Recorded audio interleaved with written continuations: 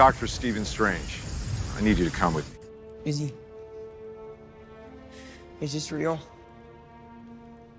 All illusions are down, Peter.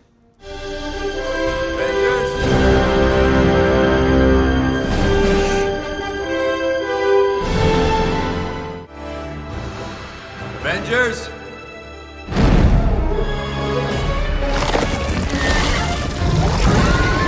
Oh, shit! Whoa, where you going? Eddie! Over here! I'll be right with you. All right?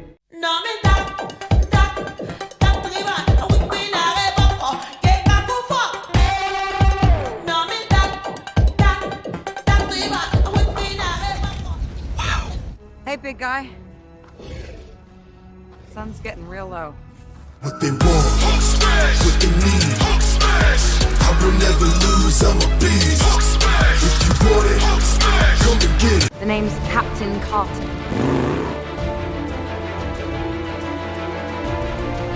What in heavens?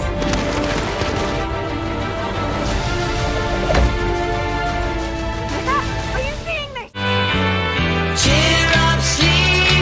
What?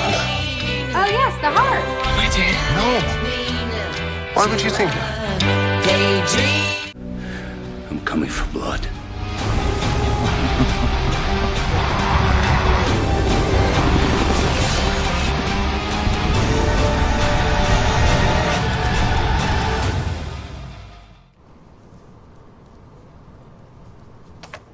I am Iron Man.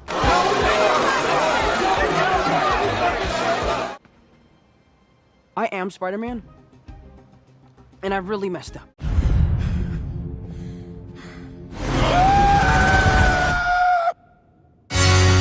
Are you kidding me? You have to be kidding me. Shake like that. You're doing my show up.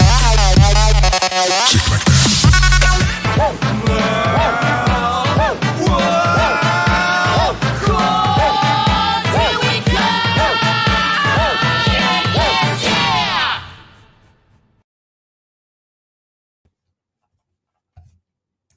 All right, rise and shine. It is Merleworld card time. We've got 3 people up here right now. It's good to see everyone. If you tuned in to Between Two Slabs, Dan, the great curator, and me talked a lot extensively about Marvel cards and precious metal gems. And that's crazy because my guest tonight is Joshua. He is known as the Marvel Madness MCU. I have done a couple shows with him where we've done some roundtables together with other Marvel card guys, and I have the pleasure of having him as one of my guests tonight, and we're going to talk a lot about Marvel cards, and maybe he also has some unique oddball stuff as well he can share with the people tonight. So let's find out. Let's have him on. What's up, Josh? How are you doing, Joshua? Good. How are you doing? Wonderful. Yeah, it was a busy night tonight. Dan had a little technical difficulties. We didn't start about 20 minutes in, so I got about 5 minutes into, some dinner down my throat so I can have you tonight. So, dude, thank you for being on my show tonight. It's an honor and a pleasure. Yeah, no, I appreciate the invite, and let's talk some Marvel tonight, huh? So I heard you did a show this weekend. Tell us more. Yeah, so it was just tonight, just a little bit ago. We opened up 4 packs of Marvel Vibranium, which currently right now in the market, it's really hard to find Marvel. It's 2015 Marvel Vibranium, Okay. is what the set's called, and the boxes are just you can't find them anywhere. My buddy lives up in Canada. He goes by Vintage Lord on IG. Okay. And his name's Dan. But he actually reached out to me several months ago, back in October. And he said, "Hey, I got some Vibranium. Do you want some?" And I'm like, "Do I want some? Sure." And so he actually found 3 boxes of Vibranium at a local LCS. And cool thing is me and my buddy Spidey Jew's we were looking for some. Okay. And he got some. And so I was like, "Hey, Vintage, could I buy one of the boxes? And Spidey wants to buy one too. He's like, yeah, for sure. So he picked one up for all of us. We did a triple box break on my channel. So those who want to see a box break of it, they can go there. But tonight we just opened 4 packs of Vibranium, and there's some cool hits that come out of that. There's some cracked ice, which those who are in the sports card realm and coming over to Marvel, they would be familiar with the cracked ice and some of the Radiance mosaic type inserts that the Vibranium have. So if you can find Vibranium out there, it is and they're numbered cards. So there's some of them are numbered inserts and everything. Yeah. So now I'm just curious, how much would it cost to have a pack of those or a box? So if you can find them, the last one that sold was about $500 to $600. And you think that's a good buy? And if I found a box at a show?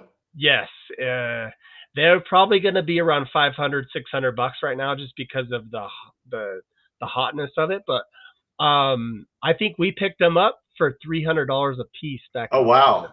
Oh wow! Now, did you? Well, I guess we would see on your show. But do you have any good pulls that you can talk about? Yeah.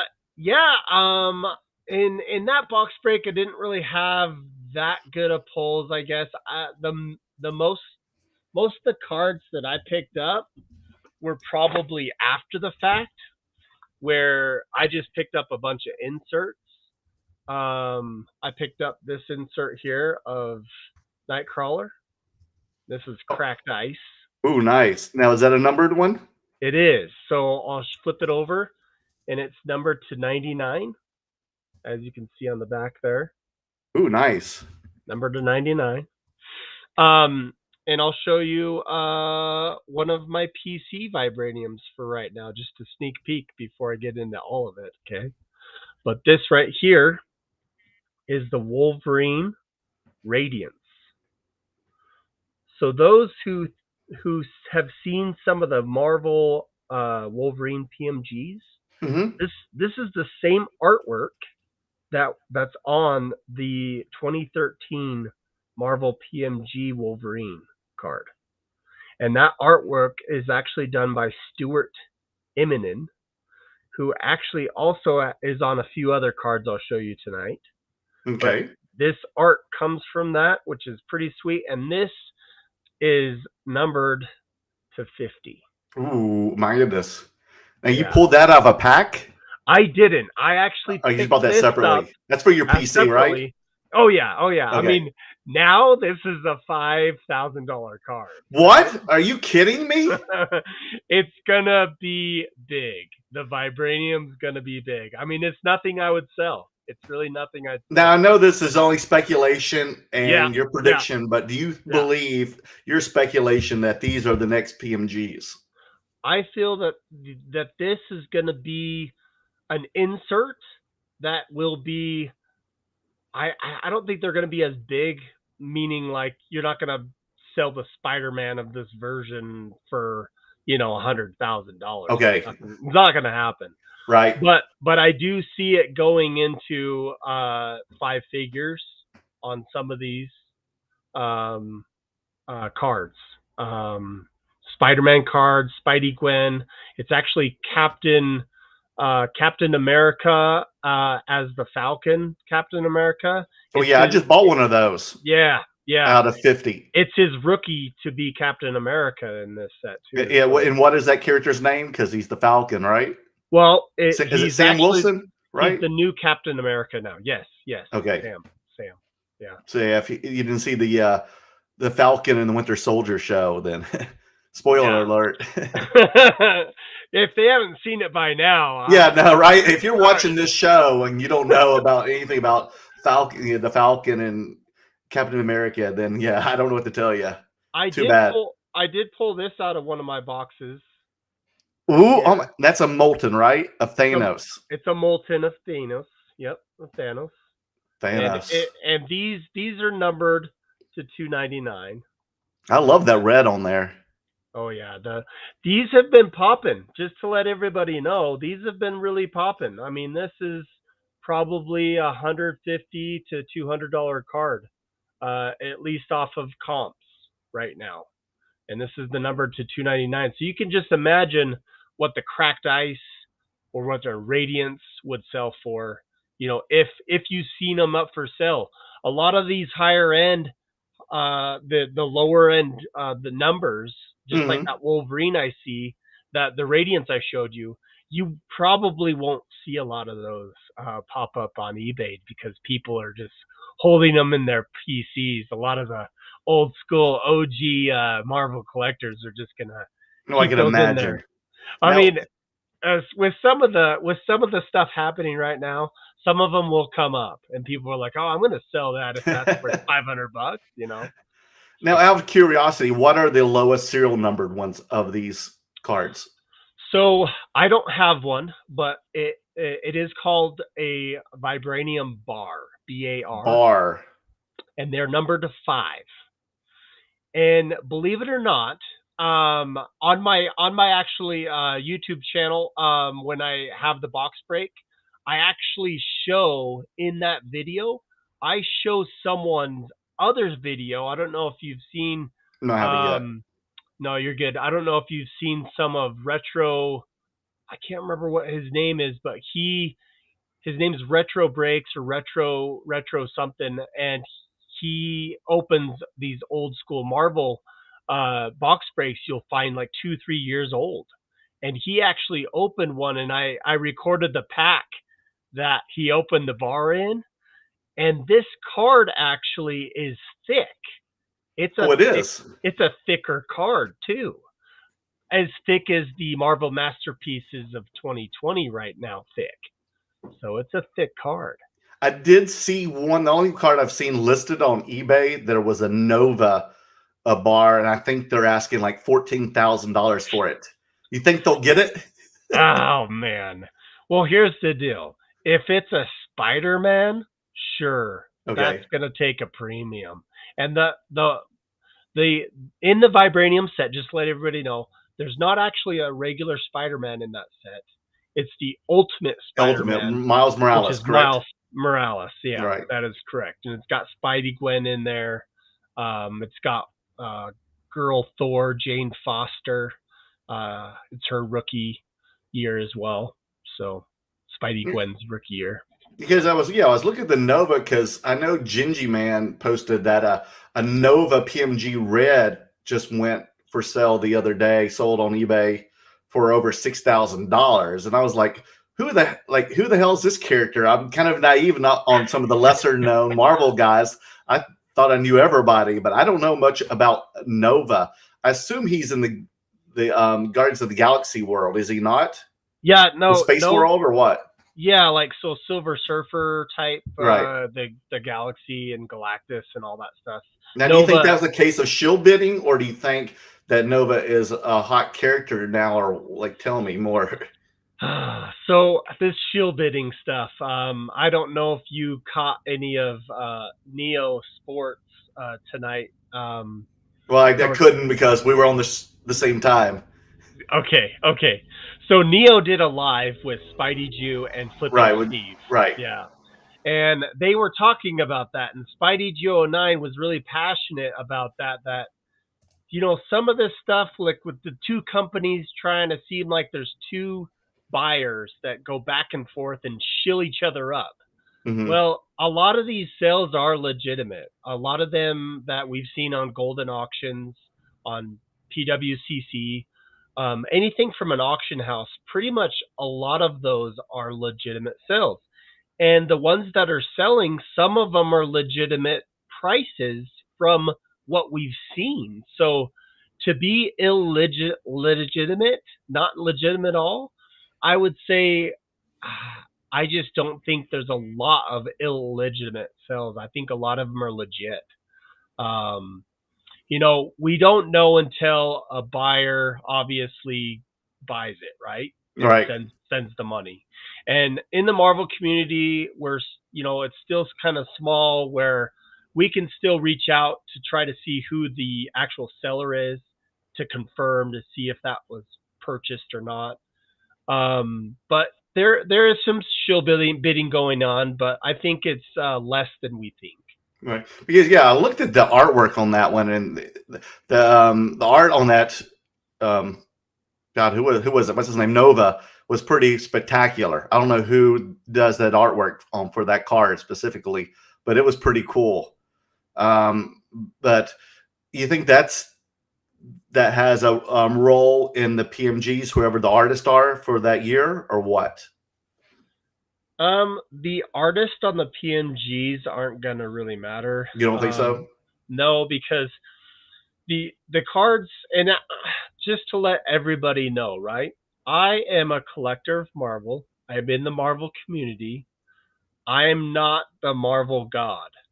Okay. I'm not representing all of Marvel or anything like that as far as all the collectors out there. I'm just a small little collector, Wolverine character collector. And so some of the things that I say, probably what I feel and what I think because I'm passionate about it. But to be really real on that one is sketch cards. So those who know a little bit about Marvel, sketch cards out there, those sketch cards are what is important when it comes to artists. And so when an artist draws a sketch card and it's pack pulled or it's just an AP, depending on who the artist is, could bring a premium of that. But just because the PMG of the 2013 retro set has a specific artist, they weren't big specific artists. I mean, some of them have done a lot of comics and all that stuff, but it's not going to say, oh, it's because that artist that card is. It's because it's a PMG. Now, are there different artists doing different artwork for the PMGs on that same year? So let's say for 2013 or the 2017 Spider-Man, are there various artists working on the PMGs for that year? Do you know? I don't know. You don't even know? I'm not positive. See, here's the deal: is that Marvel retro set? It didn't just have PMG inserts. It's got a lot of different inserts in that Marvel 2013. It's just the reason where people are attracted to the PMGs is obviously it's a precious metal gem, and it's the first year of Marvel PMG. Gotcha. So basically, the first PMG that came out of Marvel was 2013, where in sports, wasn't it like 96 or 97? Yes. Mm-hmm. Okay. Which would be a very expensive, I think, Jordan and Kobe. Wouldn't it not? Yeah. Yeah. So what's some of the other rare inserts out of that set then from 2013? So in the 2013 retro set, you find some autographs. There's some autographs in there where they're the artists of the actual card. Because you asked me, let's see. I'm trying to think if there were some from the 2013 or because there's two retro sets. You know that, right? There's two PMG years. There's 2015 right, and 2013 of the main PMG years. And then there's 2017 Flare Ultra Spider-Man. Right. And then there's 2018 Flare Ultra X-Men. So there's 4 years technically of PMGs that are the old school, sought after PMGs. The 2018 currently right now of X-Men, not really. 2017's gained a lot of traction. Right. So from the Flare Ultra Spider-Man. But back to the 2013 retro set, they had these retro inserts. I'm gonna show you one here. If I can get to it here, let me see. Because they had jambalayas from that set, and people know probably about jambalayas. You know about jambalayas, correct? Mm-hmm. Right? Oh yes, definitely. Okay. Those are definitely sold out after as well. Yeah. So 2015, I'll just show you 2015, some of the inserts that come out of those. Okay. So this right here is a signed auto of the artist. And this is the Stuart Eminem that I was telling you about, the art on the same PMG 2013 PMG, and then this is just a regular base from that. And these are emulating. This is an insert. Okay. It's actually emulating the old school Jim Lee set That's what I thought. from the 1992 Jim Lee Series 1 set. Gotcha. And this is just emulating that card. The retro look, yeah. Exactly. So they took that card and they put new art on it and made it an insert, which is kind of. Now, I assume Wolverine's your favorite Marvel character. What made you think that? Because you have a lot of Wolverine the show and your shirt. No, for sure. So I actually just recently, probably this year, decided that I'm gonna be collecting mainly Wolverine cards now. So I collected a lot of the older '90s sets. So Universe 1 to, the 1990 Impel Universe 1 to the 1994 Series 5, where it has some of the 3D holograms on it and everything. So I collected a lot of those sets, and I was a set collector. When I was little, I wanted to create a set and put it in a binder and all that stuff. I think the only set that I put together in the 90s was the 1994, which was Series 5 of the Marvel. All the other sets I just had a bunch of, and I did finish some of those sets this year. Oh, wow. So you have been collecting Marvel ever 30 since years you were later. young. Yeah, 30 years. So I took a big break. Anybody who was really collecting at that time, about 1996, probably it kind of fizzled. It was fizzling out because we know, if we look at some of the timeline, we know that Marvel wasn't doing that great that year, and that's when the whole Marvel card space kind of went out and fizzled out. And it wasn't until like early 2000 that it kicked back with Tops, and then probably back in 2005 to 2008. 2007 was the first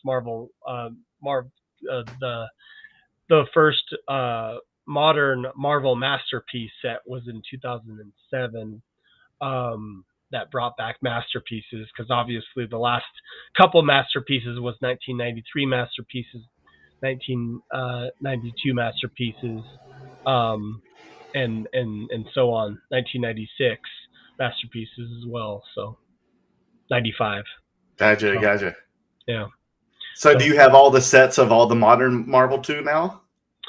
No, like I said, I was a big set collector back in the 90s, but I kind of transitioned to probably about 5 or 6 different characters, but my main character being Wolverine.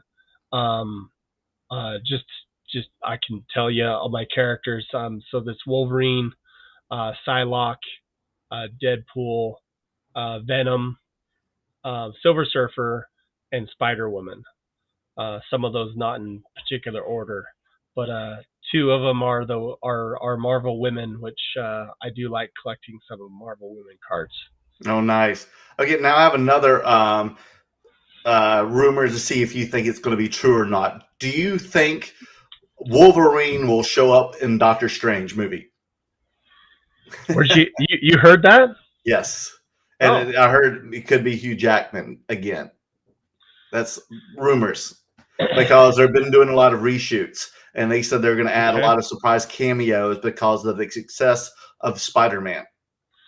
I'll be honest, that's the first time I heard that, but it actually kind of makes sense, because if they're getting this with some of the Spider-Mans, why wouldn't they possibly do that with Wolverine too? Right. Because there's cards of evolution of Wolverine and all that stuff, that there's certain cards that show each Wolverine and an evolution of it. So why not, Yeah, I'll be curious to see what they do. I mean, there's so much speculation. It's like, one of the Spider-Mans or the X-Men, showing up or popping up. Who knows?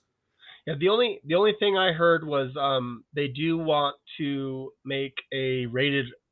Well, okay, so the creator, the original creator, I can't remember his name, director creator of Wolverine, he wants to make another rated R version of Wolverine, which Logan was the last one, and it was rated R as well. But they want to make one that is true to his character. And when I think of true to his character, I think of someone that's like 5 foot or 5'3". Oh my gosh. Really no, Short? for serious, Oh because my that's what goodness. Wolverine was. Someone that was really buff and kind of hoping they use the old school brown and yellow or yellow and blue suit is my hope, is emulating some of the 90s cartoon. Yeah, I don't know which like an actor who can, sell that is that short in Hollywood. Well, and obviously, if they're 5'9", they can still look really short and all that. Right. I mean, I feel well when they actually casted Hugh Jackman as He's like Wolverine. what, like 5'10"? No, he's over 6 foot. Oh, he is. Yeah. Oh wow. So Okay. so they actually had to kind of try to make him shorter. So they put people sometimes on boxes. They made him shorter and all this stuff for it. But I think after a while, they just kind of like, just shoot it. It doesn't matter. Okay. Let's say hello to some of the viewers out here, okay? Yeah, for sure, man. Modern Crimes and Cars. I'm so freaking pumped for this. Me too. I'm glad to have Joshua on. It's an honor. Shiny Cardboard Addict, Marvel Cards, baby. That's right. It's all Marvel Cards lately. OG card scammer from Washington. Yo, yo, yo. I'm still driving I-5. You be careful in texting, dude. Be careful. Seriously. Jago, let's go, baby. These guys were all on between two slabs. Shin Bin Maru. What happened, Merle? Did you fall asleep last night? I'd never sleep, man. I got to do my day job, which is editing, and then edit stuff for this show. Yeah, I did that little. Did you recognize that was me in all the Marvel scenes, Joshua? Yes. Huh? Okay, I'll make sure you can tell that was me or not. No, for sure. 19th vintage, Rob. Good to see you. A little high five there. Made it. Ian Undercover made it over from between two slabs. What's in Shin Bin Maru 1, Vibranium, Radiance, and Refine are 1 per box. Is that correct, Joshua? What? So say that again. I apologize. Vibranium, Radiance, and Refine are 1 per box. Yes or no? Yes. So you actually get about 6 or 7 numbered cards. Oh wow, that's a lot. So there's 12 packs per box, and I can go over the pack odds and stuff. I'd have to look it up. But just going off the top of my head, you can get 6 or 7 numbered cards out of every box, meaning that you could get a refine. You do get a refined. You do get a radiance, and you do get a molten for sure. But sometimes you get like 2 radiant or 2 refined cards, and you get 3 different molten cards. So there's more moltens you usually get, and then you get at least 1 radiance and 1 refined, or you get 2 refined. And then if there's a bar in there, that's just kind of on top of things. I don't think it replaces. It just gives you that pack pull. Because what happens is, if you were to look at the pack odds, you get actually 1 patch card or 1 comic auto out of that set as well. So there are comic autograph cards that are from just like it's a dual comic autograph. There are also some sketch cards. So if I have one of these sketch cards with me, since people are asking about this, I can at least pull some out. So this right here is a patch card. Yeah, well, now why is it a patch? I don't see a patch. This is a patch right here. Oh, it is? Is it from the comic, or what is that? It's an indent of just the patch of the character. Someone actually made a patch, meaning they sewed the figure and they knitted what the figure is. So whether it was done by machine or not. So Okay. it's actually a thick card. You see how thick it is. And that's a patch card. And that's a box hit. Every patch card that you see here. And are they numbered? These aren't numbered, but some of them are short print. These aren't short print at all, but some of them are short print. Like the Wolverine one I don't have. That's a short print. And then how do you know those are short printed versus the regular ones you're showing me? There's so if you go to End Lists or Jeff Alexander's End Lists, I'll actually shoot you the for your tasting notes afterwards. Okay. I'll shoot you that information so people can go to that site and see and look up different Marvel sets. You can actually go to Beckett as well as Cardboard Connection, and you can see what this set has and what the different odds are. I actually made up a spreadsheet as well. I can shoot you the spreadsheet as well. So if people want to go to the shared doc and check out that, then that's cool too. There's a bunch of different inserts though. There's these memoriams. Well, that's cool. And there's what's called these Hero Power Ore cards. This is Thanos. Oh wow! It actually shows different powers that they have, which is kind of a cool insert. So those are out of, I think, 1 out of 12 packs. So it's 1 per box as well. That you usually get of those. These raws, they look like it would be a parallel to what the base card looks like. And it is a parallel, but it's not numbered at all. On the back, it's not numbered. So it's just a separate parallel. This is the regular base card of the Nightcrawler. Oh, nice. And they're really shiny. They're like people, I'm sure, fans of the Star Wars Chrome. They are chrome. They are tops chromish on these 2015 Vibraniums as well. So pretty awesome. Yeah, Shin Bin Maru, he said that molten are like 5 or 6 per box. He believes. Is that true? The moltens? You probably get about 3 per box, because like I said, you either get 6 or 7 different numbered cards. We opened all of those boxes on my channel. It's a triple box break. And if you watch that, there's about 6 or 7 numbered parallel cards in each box. And so you can pull like 3, maybe even 4. If you only get 1 refined and 1 radiance, you could pull 4. So it could be 6 or 7. So yeah, he could be right. He's right in the fact that it could be 3 or 4. See here, Shiny Cardboard Addict. He said cracked ice, cold refined in vibranium. Yeah, correct? Yeah, that is correct.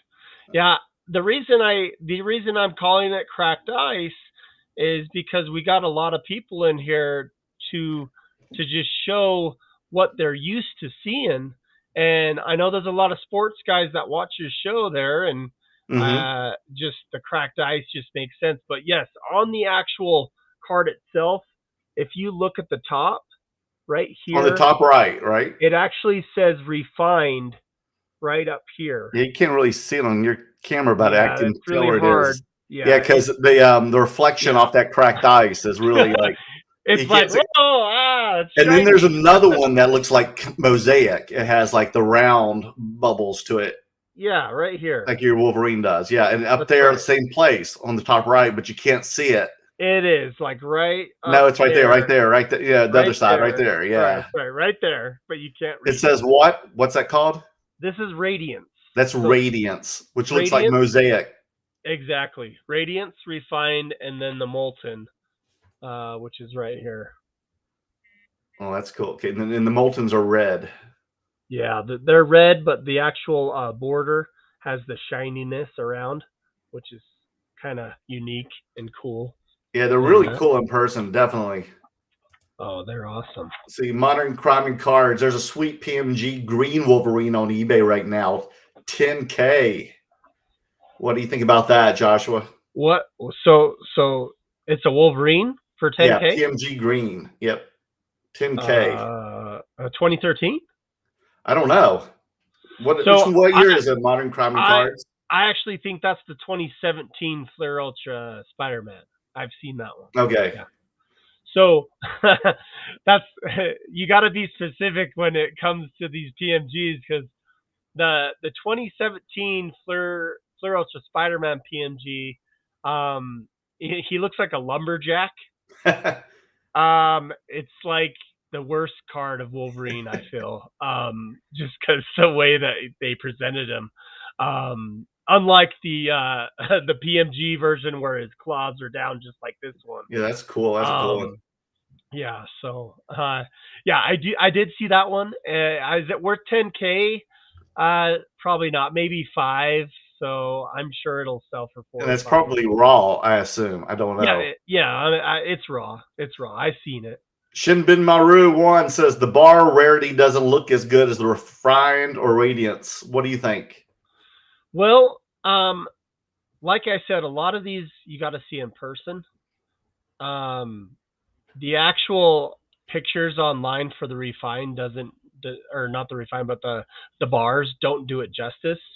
If you watch, sorry to refer to my video again, but Okay. It's if you watch my video of the triple box break, I do show in that a snippet of someone opening an actual pack, and it has a bar in it, and he flips it back and forth, and it looks pretty sweet in person. So, do they look as shiny? Probably not.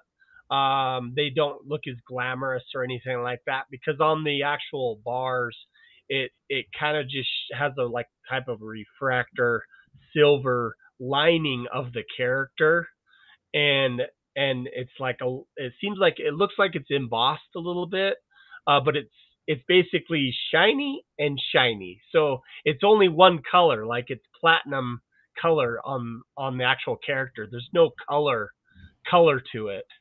Yeah, I saw that. Yeah, definitely. Yeah. Shiny Cardboard Addict. All of the vibranium bar inserts on eBay are owned by Sketch.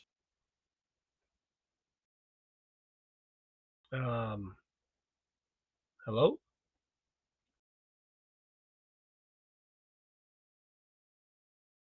What happened there? That was I'm weird. not sure what happened. That was weird. Okay. Let's just go back to what I was saying. All of the vibranium bar inserts on eBay are owned by Sketchplex, and he keeps raising his prices. Do you know about this? Yes. Is that you? No. Okay. I don't want to go into it. Okay. Is there a little drama there? There is. And I don't want to go into it or anything like that. That sounds like good. Yeah. And then it says, whoa, there's someone. Love the retro sets. Let's see if I can find. So what is? Go ahead. I'll say one thing about it. Okay. So I have dealt with him in the past. I've bought things from him. I've actually messaged him a couple times. Some of the Marvel community knows him and all that stuff. I won't say his name either, even though I do know his name. Okay. But let's just say that he's actually not a collector. He has a business. He runs a business. It is a business. And he just sells cards. And he basically goes with the market. So whatever the market's asking, and he seems like he raises his prices quite a bit because he doesn't need to sell, but he will sell. Supposedly he doesn't need the money, but that's all I know, and I won't say much about that. So now, do you set up at card shows? I haven't been to a major card show. I've been to some local ones here. Me and Steven Candell here in Utah. He actually has a channel called Scandell Cards and Comics. He just started his YouTube channel. He's a pretty big OG in the Marvel community. And he just started, he's a big animator by day. Like Oh what he wow. does for a living. He's actually amazing. He's worked on the Crudes and some other Cloudy Chance of Meatballs type stuff. Oh So wow. he's done quite a bit for DreamWorks and all that stuff. But without going into it, I went to the card show with him because he's big into Marvel collecting. He has been ever since the 90s. Very big into the X-Men Series 1 set. If you see any of his collection, a lot of his collection you don't see too often because they're pretty rare. He collects a lot of the pulled autographed cards out of the Jim Lee set. So people sometimes don't know, but the original 1992 Series 1 had pulled autograph cards signed by Jim Lee. Jim, really? Jim Lee. Oh wow. Yeah, so he has a bunch of those that he always brings if he goes to shows. But me and him went to just a small show. It was there wasn't a lot of people there. Well, I thought you set up because I thought I saw photos or a video. Yeah. You No, set up. You did set up. Okay. We set up. We had a table. He had a case. I had a case. We had cards all over the table. Now what were you selling? Marvel cards. Okay, and how'd you do? Well, that's the thing is we were out there. We planted seeds. The cards that people did want to buy, they weren't for sale because I wasn't selling some of my PC characters and he wasn't selling any of his PC. But you were displaying those regardless. We were just because we want to educate people on what these cards look like and what you could get your hands on out there if it's available. And did you sell anything? I didn't sell anything. I didn't. I'll be honest. Okay. I did make some good trades because Scandal was there as well as one of our other collector friends here in Utah. His name is Shiggity30 on IG. His name is Jeff, and he was there. We did a couple of trades in house and all that stuff. But it was funny because we had so many repeat people come back, the same people looking at these cards, and they just couldn't fathom in their mind that these cards were actually worth money. Like they couldn't fathom in their mind really? that some of these cards could be worth money. So it's the uneducated card guys that were there that after that show, if I would have went back Saturday, because I didn't go back Saturday. I could only do Friday. And I bet you Saturday was the time to go. I'm just saying, we went Friday.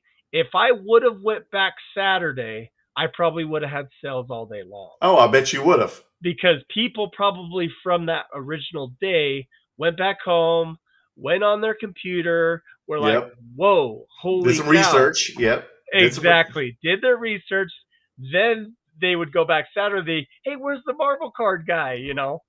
So, yeah, the great curator and I did a show on Saturday here in Los Angeles and Van Nuys, and we moved a lot of Marvel. I sold a few PMGs. All my bronze ones, the lesser price ones, definitely sold fast. Those went, right away because they were like less than $200 each. And then I sold. My big sell was my red PMG of Ultimate Spider-Man. Yeah. And I had a PSA 5 of it, and I sold it for over $3,000. That's awesome. Yeah. Yeah. So, just on my YouTube, I went to my YouTube to see if I could get some comments going because I'm live too. Yeah. And there was a guy I met there. His name is TBC Breaks. Okay. He's a sports guy, but he also had Marvel stuff. So he actually was actually looking at our stuff, and he actually had been looking into Marvel prior too. And he actually, I think, offered Scandal some money for a Wolverine PMG, but it wasn't for sale. And he's actually he was fun to get to know and talk to, and he's actually on our chat right now. And he said Saturday was hopping all day long, is what he said. He did. He was at that card Dude, show. You've got to do a Saturday show sometime then. I know. It was so. I'm a family guy. I have 5 boys from. Oh, wow. 5 boys? Yes, 13 no years old. daughters? No. Oh, wow. Boys. So they got sports and all this stuff. So I had to go to some of the indoor soccer games, and my wife had I mean, she doesn't have these all the time, but she had a wedding shower for her cousin, and all this stuff that Oh she my had to goodness. plan for. So A lot of I had activity. I had to go home. Like I couldn't do it. So Now, Joshua, what is the most expensive Marvel card you own? oh, I don't have it down here. I have it upstairs. Okay. It's okay. You can tell us. But it's actually not a Wolverine card. It's probably a 2013 blue Loki. Okay. So, and it's I don't know if you've seen that blue Loki or the Loki of 2013, but he's on a throne. He's like on his throne, and he's got his staff, and got his his headgear and all that stuff on and everything. And that blue Loki PMG right now is probably anywhere from 5 to 10K. Wow. Would Just possibly raw, right? Yeah, and Wow. possibly would even be more when the new season comes out, and that's about when I'm probably gonna pull it out and sell it. Is right before that season starts. And he'll probably be in Doctor Strange too. I think more than likely he is. I think he's cast. He's on the cast list. No, that would be cool. That would be Hmm. cool. Now, what is your holy grail? I have a few holy grails. Let's see. I'm going to bust out the spit. Let's hold off on the holy grails. Okay. I'm going to Okay. show. Is this a good time to show some of my cards that I have? Let's do it. Yeah, man. Cool, Anytime's a good time. Awesome. We'll do that. Okay. I wanted to see if I couldn't just flip my camera real quick. Okay. Do what you got to do. And it's probably going to be a little better here. Okay. Uh-oh.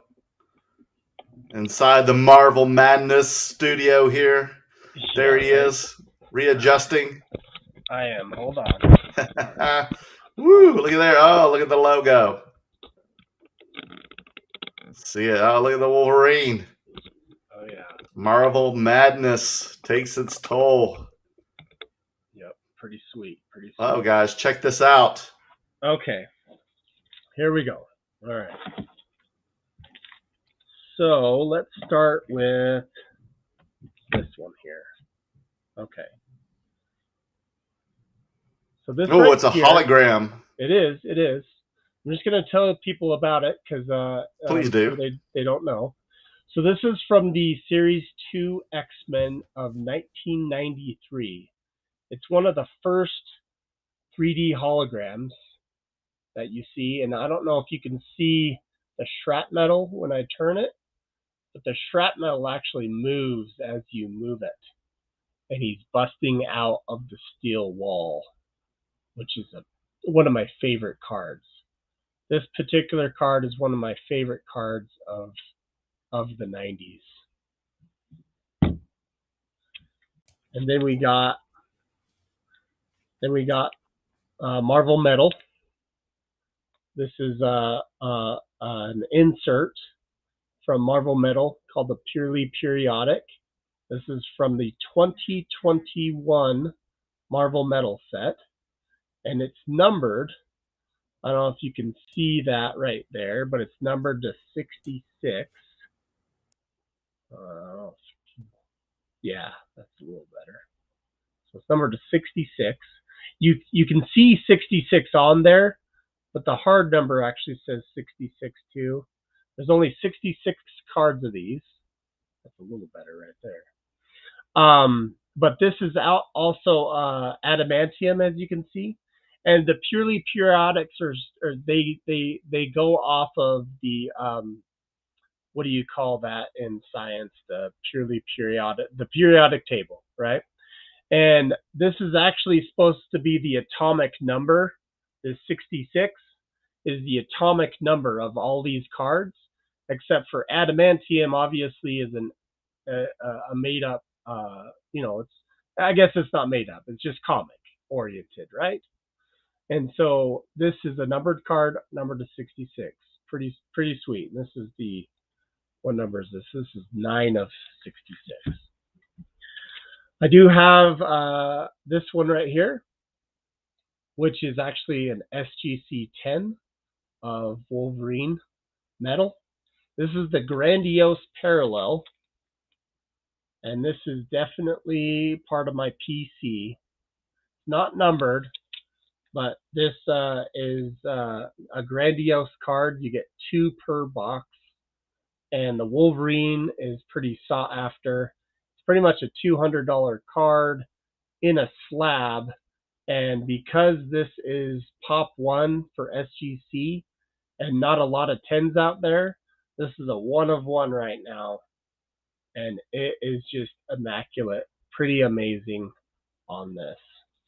So that is PC as well. Let me show you one more from the metal set here. This is actually called the Wolverine Arc Weld. So it's Wolverine of the Arc Weld insert from 2021 Marvel Metal. And this is actually a short print of this Arc Weld set.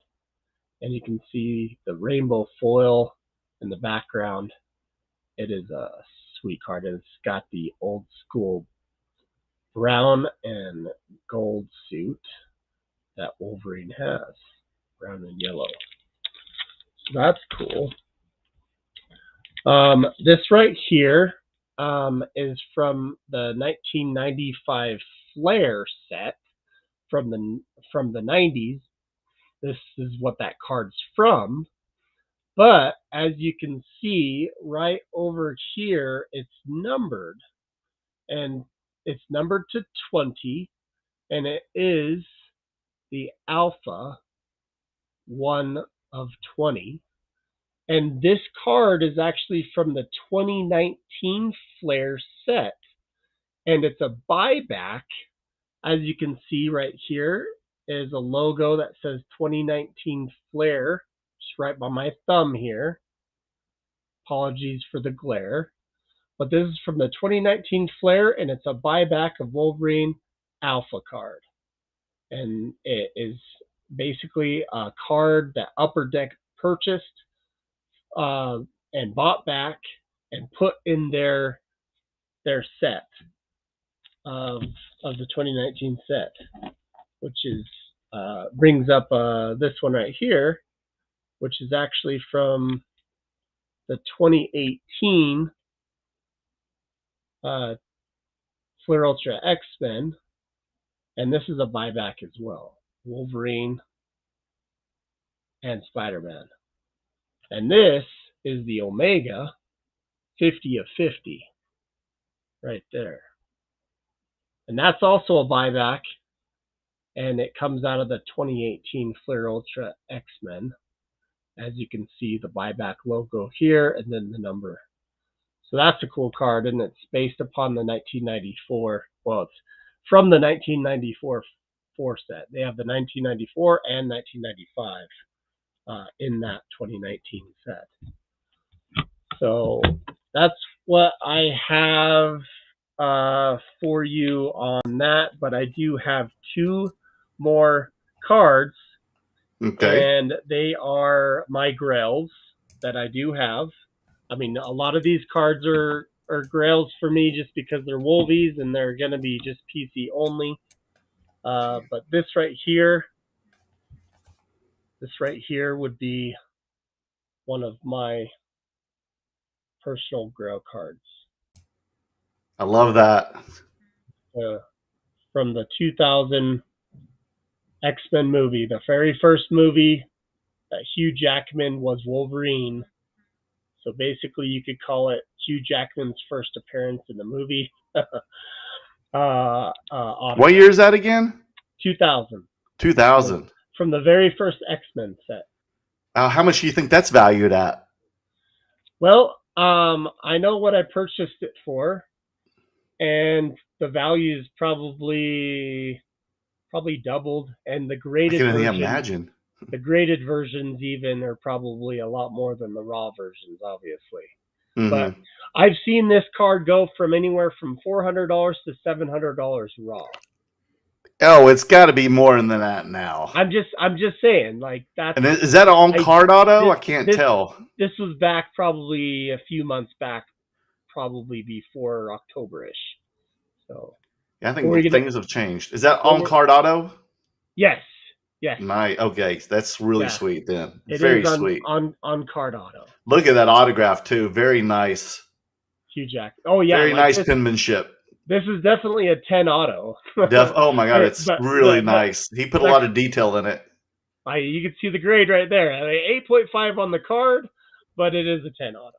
So that's pretty sweet. Gorgeous. And then this is also one of my PCs, which is 2017 Jambalaya Wolverine. And that is a sweet card as well. So this actually sold. I believe the Great Curator made a deal on his at one of the shows with Spidey G09, and I believe he bought it from him for $1,200. But recently we've seen sales a lot higher than that. Okay. And so this is a pretty awesome card in my PC, that's for sure. It's not going anywhere, that's for sure. Okay. But I had another card, but I think I forgot it upstairs. But just cool cards, like all together. Pretty sweet cards. I mean, this one right here, just to go back to it. This one here, this card is $30 or $40. It only costs $30 or $40. And what's funny is it's considered a box hit. Okay. And these boxes are anywhere from $150 to $200 right now, but you're not promised this card.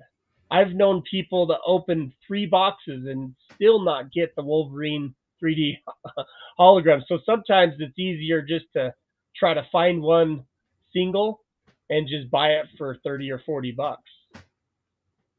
So, but I'm just saying there's going to be some day that these are going to be rare, because people are going to enter the hobby. They're going to see how cool these cards are, and go from there. The back's just black, but yeah, it's pretty cool. So just a little background on this one here. So this Wolverine hologram, I actually got when I was a kid. Okay. And I received it from my dad as a Christmas gift, and he bought it just like this. It was in this case. It was just like this. And he bought it from me from a card shop, and he paid, back then, he paid $50. Oh my gosh. Then, he paid $50 for this. Oh, wow. And now it's like lost value. It's only like $30 or $40 now. Oh no. But to me, it's priceless. I can't get rid of this card. Now, the funny thing is since then, I have 3 more of these cards in gradable condition that I haven't sent yet to be graded. So my hope one day is to get one of these graded and get a 10. Yeah, you definitely should. Definitely should. Get them out of those glass cases. I get a little nervous about them in there. Oh, I know. For sure. Let's get you over here. But I don't use those cases at all. The screw down cases. Okay. I don't use those at all. I just what I was trying to say is I don't. Sorry, having technical difficulty. I don't want to take that out of the case. Okay. Because it's always going to stay in that case. You got it? Yeah. Those were pretty awesome, man. For sure. I appreciate. Yeah, thank you. Now, how long have you been doing content for Marvel cards? I actually just started back in April is when I had my first official video. I mean, I started I started it back in March, but I don't think I posted a video of anything until April. And then how'd you connect with Justin, Spidey Jew? So the funny thing is, it's funny that you would say, "How did I connect with Spidey?" Because it was actually back in February of this last year.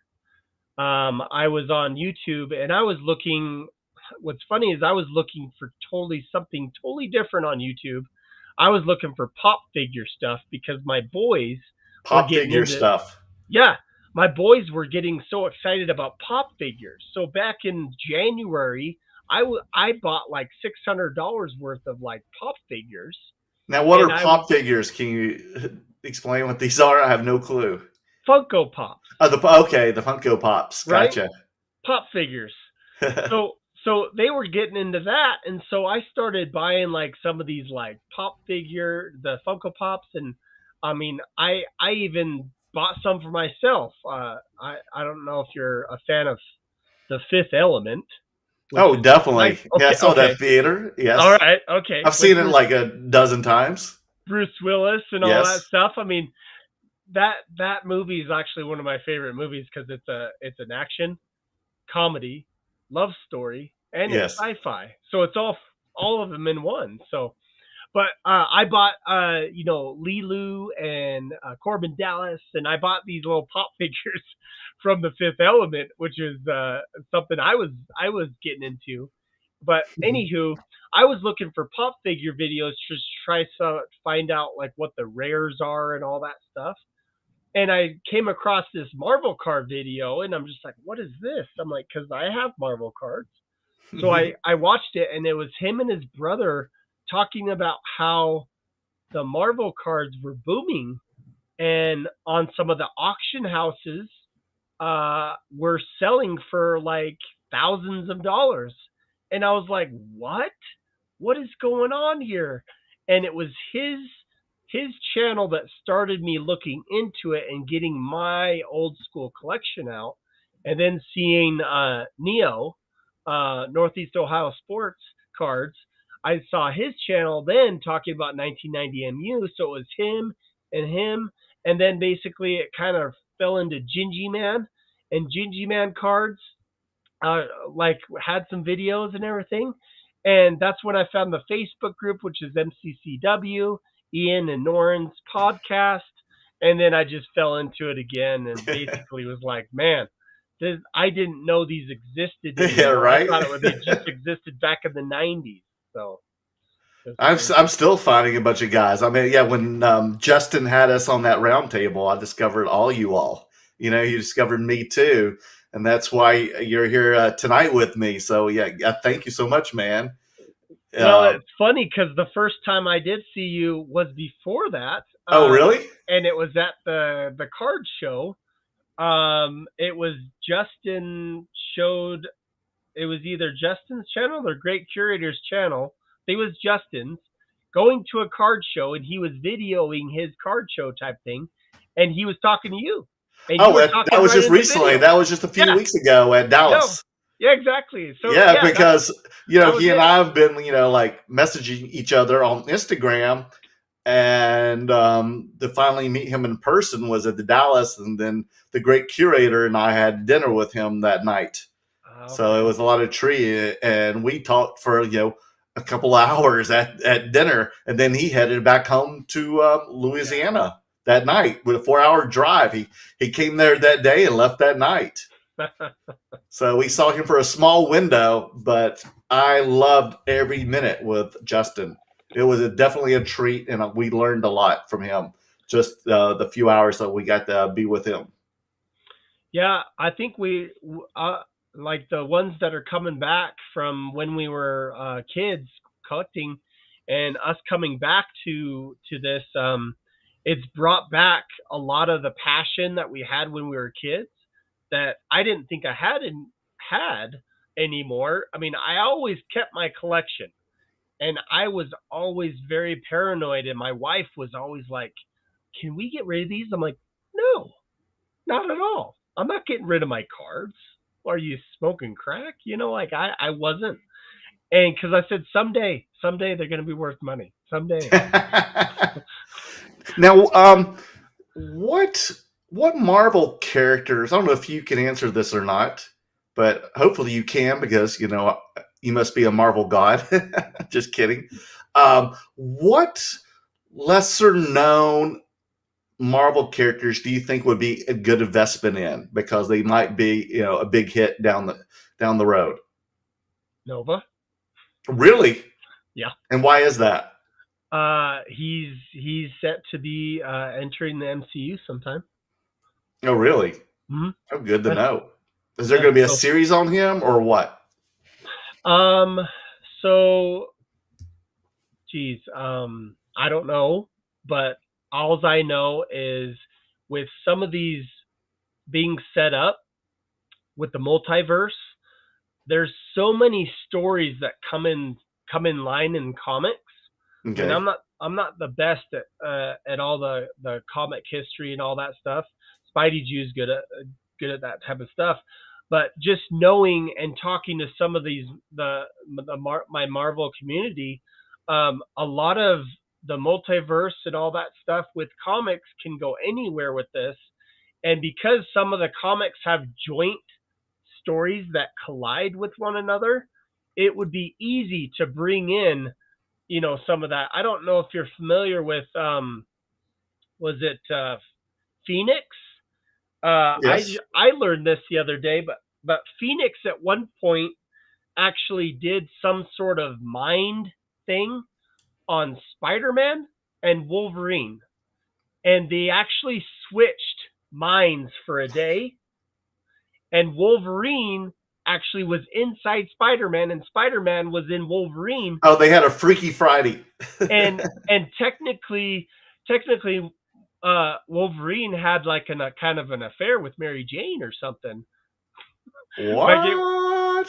They got that adult? Not going into the adult, but I'm just saying it was funny because it was like his girlfriend, and he actually had. Oh my goodness! He actually got to know Mary Jane or something. It was funny. Like I watched this series about how many girls Wolverine ever like came in contact with and all that stuff, and Mary Jane was one of them, and that was the story. Again, Spidey Joe and I would probably kill me for this story, but he could probably tell you the exact story, but I just got snippets of it. And all I can say is with the MCU and how Marvel is colliding with the card universe, with sports and all that stuff, it's awesome to see that.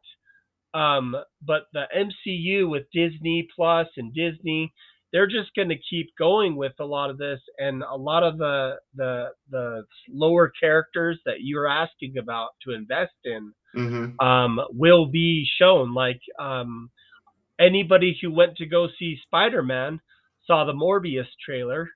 And Yes. so Morbius is going to be one that's going to be entering into the MCU.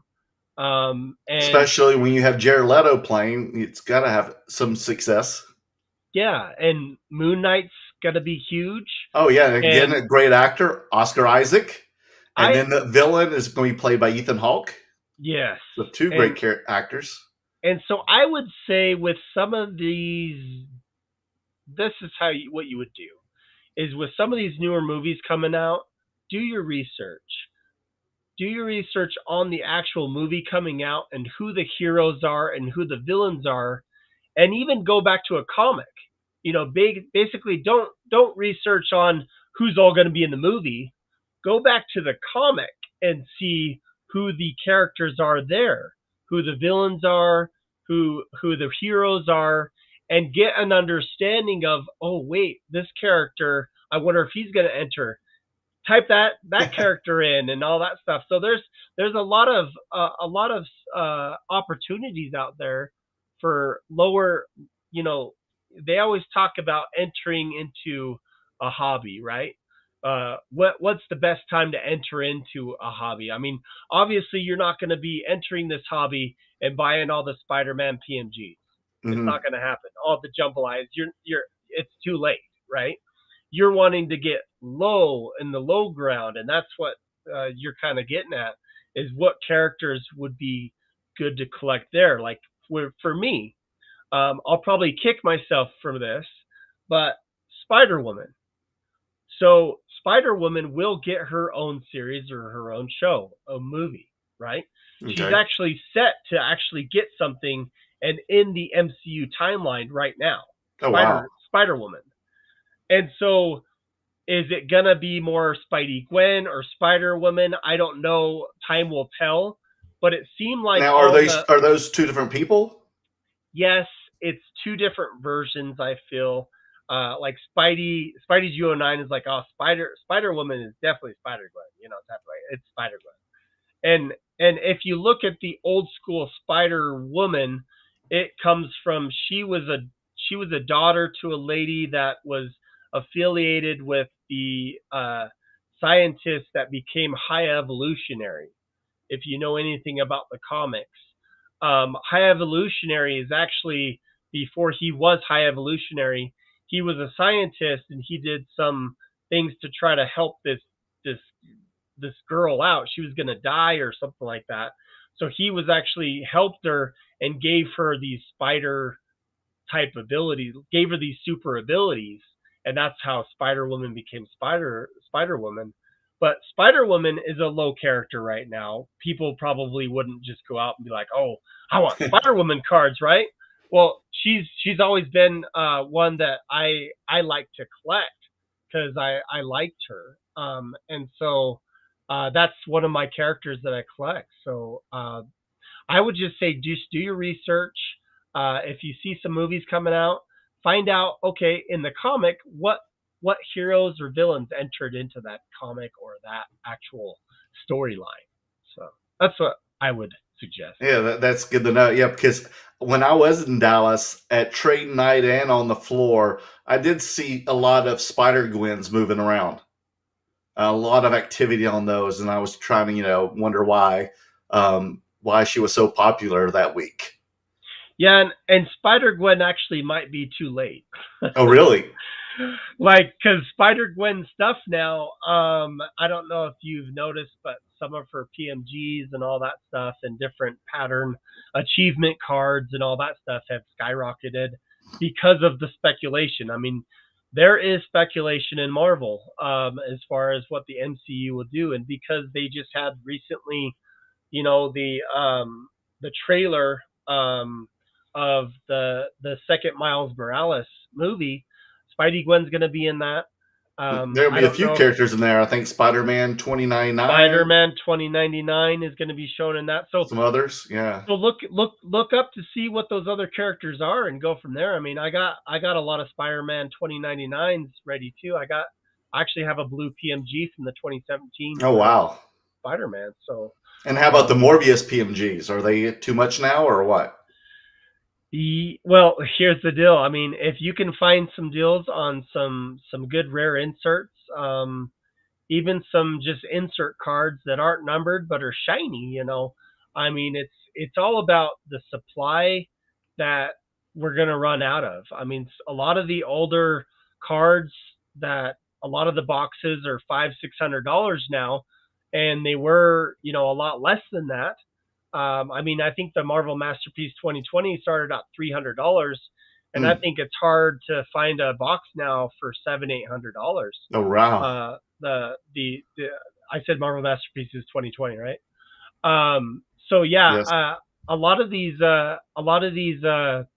newer modern sets, they're not making 350,000 boxes of anymore. Just the Marvel Metal, they're not making that many of the Marvel Metal that we've seen out there either. I mean, there's probably 36,000. I think there's 36,000 cases, or I can't remember if it's cases or boxes, but I think it's boxes. 36,000 boxes. Now, do you collect unopened wax yourself? I do have some unopened stuff. I currently have some that, if the time presents itself, and I don't see the box prices going that high, I'll probably open it because I feel that the inserts in it, I could possibly pull an insert that would be bigger than what's worth like selling my box for $600 or $700 when a card in there could be worth $3,000 or $4,000. You know, it's kind of hard to do that. Now, how much is the box of the 2013 retro going for? If you can find one. Yes, exactly. And then if you Um, can, Yeah, I think they were talking about 20 grand a while back. well, are you a box? Just a box? Yeah. Oh my gosh! But that's And probably going up ridiculously. But I think that's gone up to like 50 Oh my gosh! because we haven't Woo. seen one. We haven't seen one. I mean, this is all kind of speculation because we haven't seen one. It was super low print. Once we do, well, yeah, it was lower print because the modern is always lower than what the early 90s was. Okay. I mean, there was just like, junk wax. Yeah, I mean, that's what the 90s I was were. selling back then during college. The 90s, the 90s years, was junk wax, right? Exactly. So there's Marvel junk wax, but I would say that these retro boxes you can't find. I don't know of a sale right now that has gone through in the past 6 months that's been a retro box, 2013 retro. The last one that was up, I thought someone said it was 20, and I don't know if it ever sold, but if it was up nowadays, it would probably sell like mad. Now, did you see on our show on Between Two Slabs while we were on it, the great curator won an auction on eBay for a Joe Jusko Marvel Masterpieces 2016 achievement set. And what was your question? Do you know anything about that achievement set? I think it's like 80 cards, 81, but he was just happy to have that set. So he won it for like a little over $300. Well, if he won that for $300, he got a steal of a deal. He did. Yeah, I think so too. If it was 2016 Marvel. It was, yes. So. I just sold that Miles Morales card, the number 1 one, the gold foil. It was an SGC 95. And I definitely sold it way low, but I still made money on it for $500. Was that the royal foil? Yes. No, not the royal foil. The gold signature. Oh, okay. Achievement, yeah. Which is it's like a red, card. Yeah. And it says Joe Jusko across it. Well, what do you think? Did I sell it too low? The signature card is just gold, right? The signature card Joe Jusko is just gold.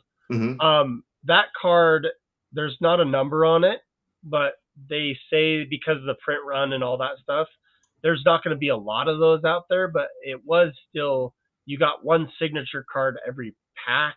Oh, yeah?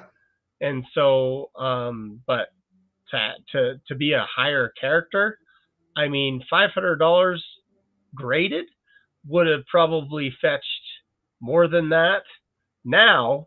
So back then, I mean, you didn't know, you were just flipping, This was just a few days ago. Oh, was it? Yes. So and it was from another YouTube content person. That was probably the right price for that because it's not numbered or anything like that. So I mean, you did really well on and that. I bought it for like nothing, to be honest with you. This before everything started getting crazy. Again, everything that I say, I'm not the Marvel expert. No, that's what I'm saying. I just want to see what you're. I am one of the Marvel collector guys. This is just your opinion and speculation. It is.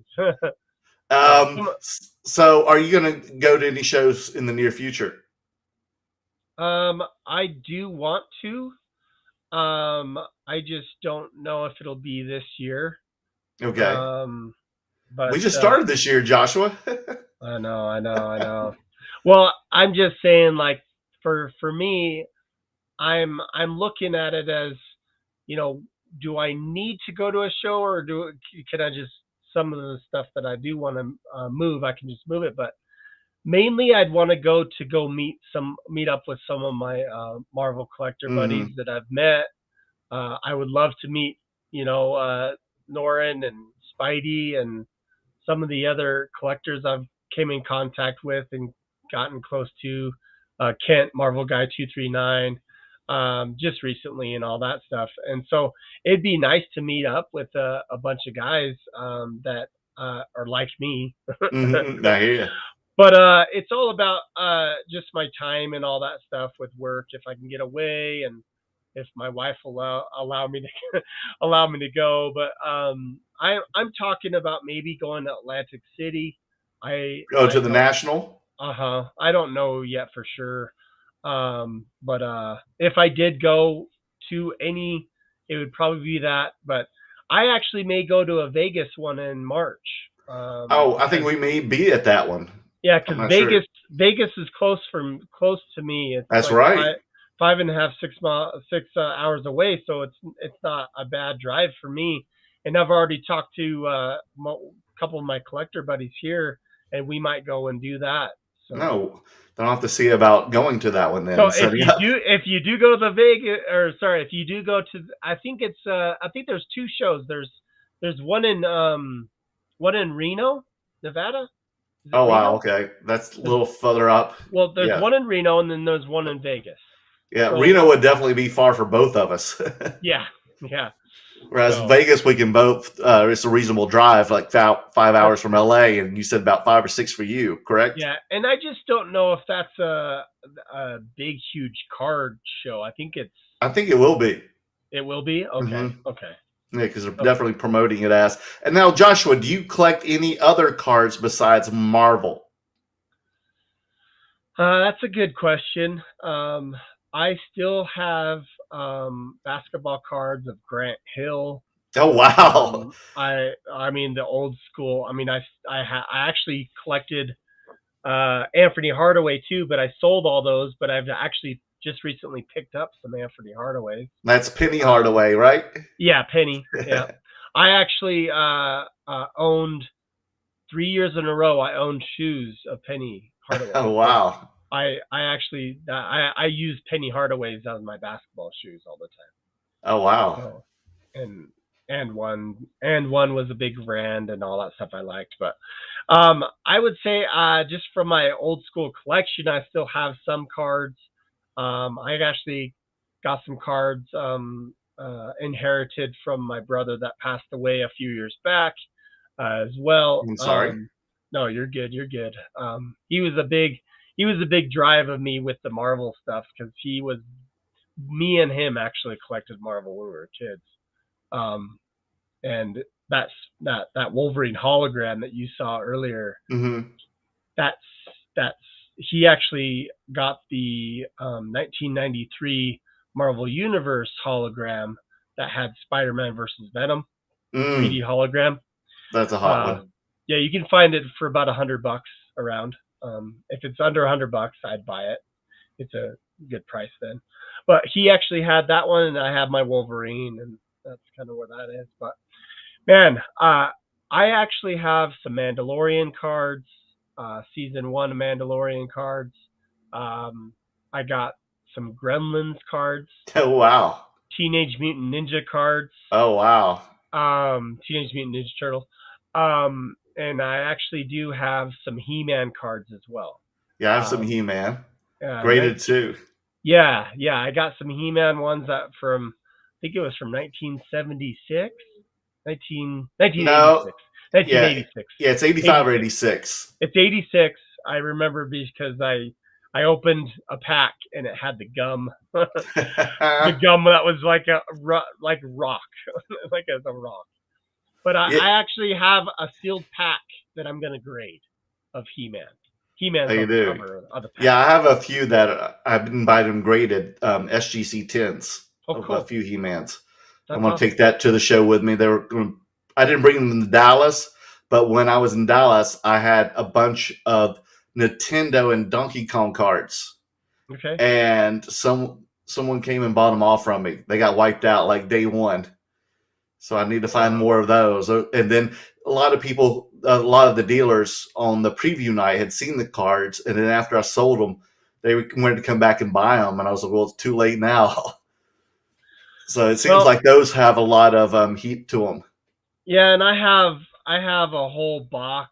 Like when I say whole box, I don't know if you've seen those large boxes that have about this height in them for cards. And yes. There's probably like 10 sections in the whole box, type of thing. You do? Okay. I have that with all non-sport cards and wrestling cards. So half of them are wrestling cards. Oh, you have wrestling too. I do. Oh, because you know that I love wrestling too. That's I- one of my biggest sells at shows.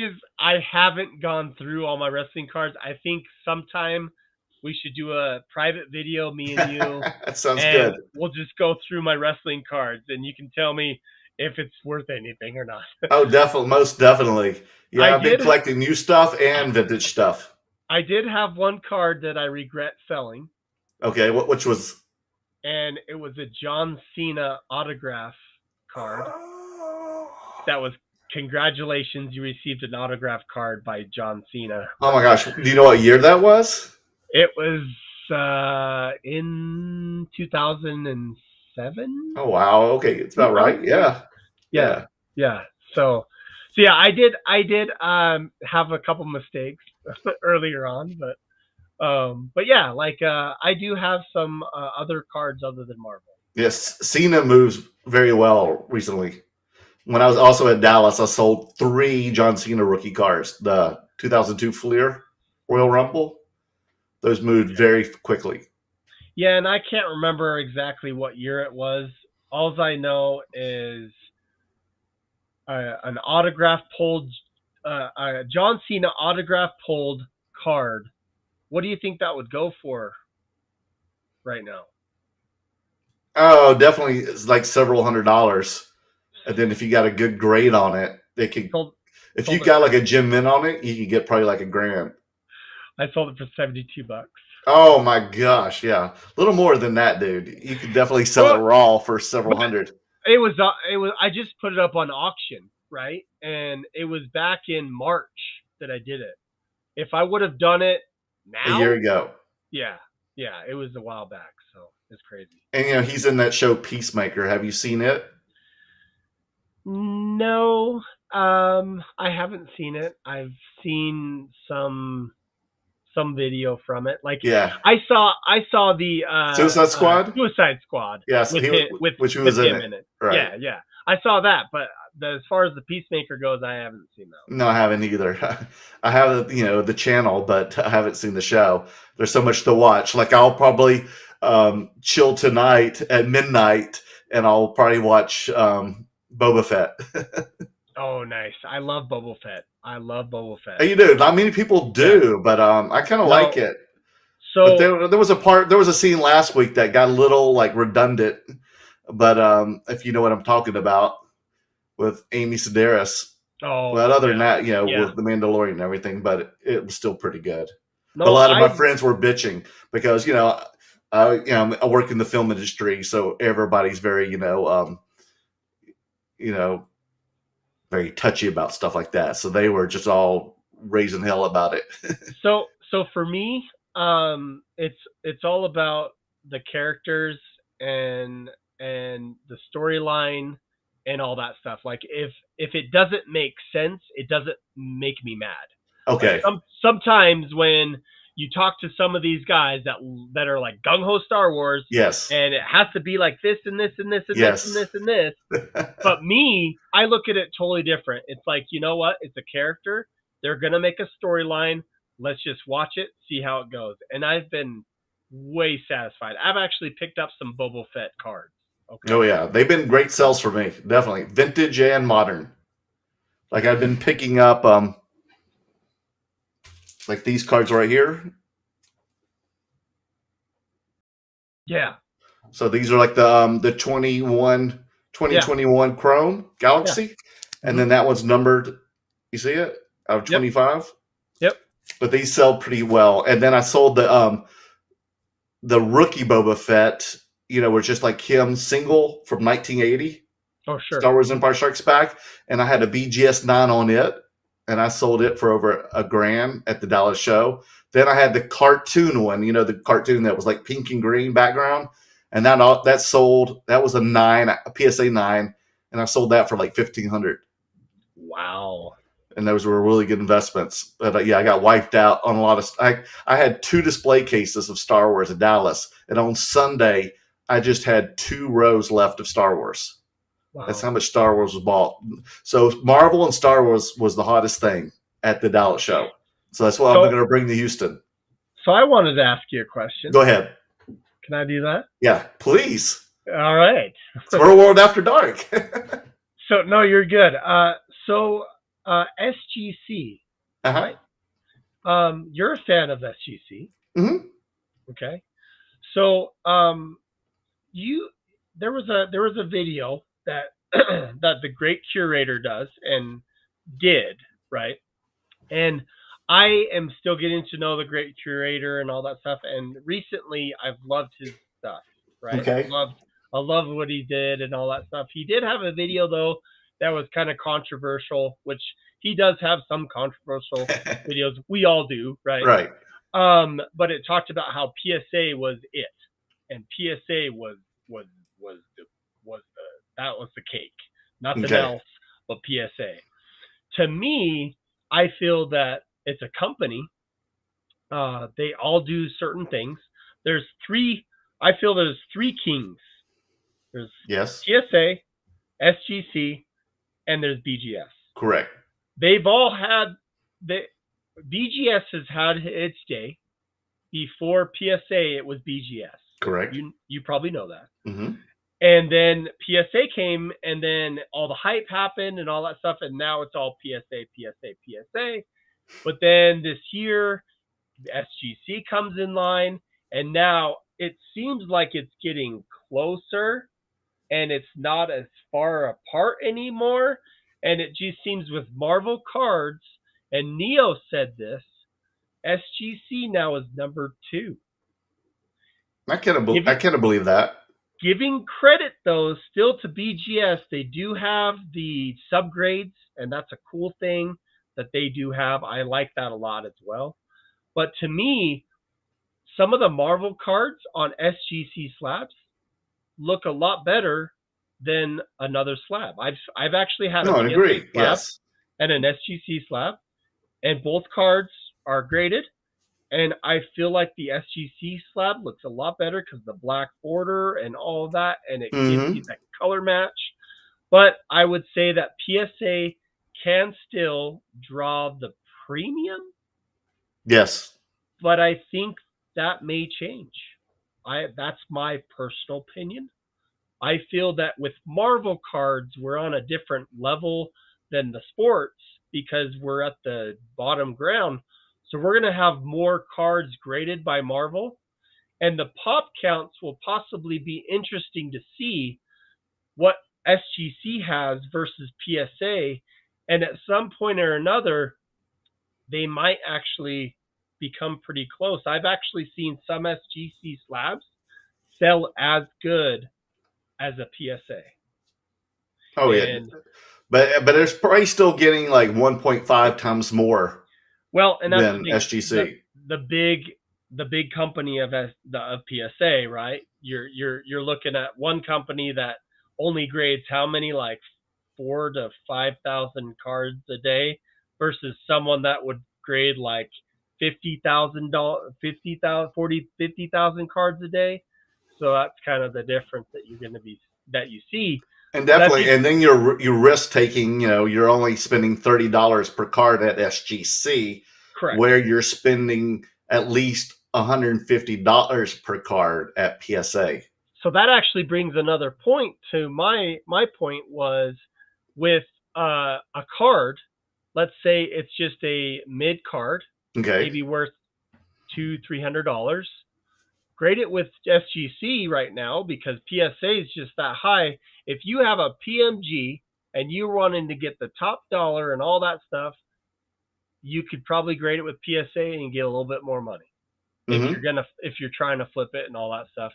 But then again, I think in my mind, right, my mind gets going, and I've seen BGS Spider-Mans sell for a premium because we saw that other BGS with the subgrades, Spider-Man. right? Exactly. So they know they can have the option of cracking it and sending it to PSA and hopefully get that PSA 10 they were looking for. That's a possibility, but some of the PMGs, I feel some of the PMG blues look a lot better in the BGS slab than the actual PSA red slab. Yeah, no. I feel it's all about aesthetics to me with Marvel cards and seeing what slab it's in. But it's hard for me to say this because every single card I have that's slabbed, it's hard for me to sell because Okay. I want to keep it myself. Yeah.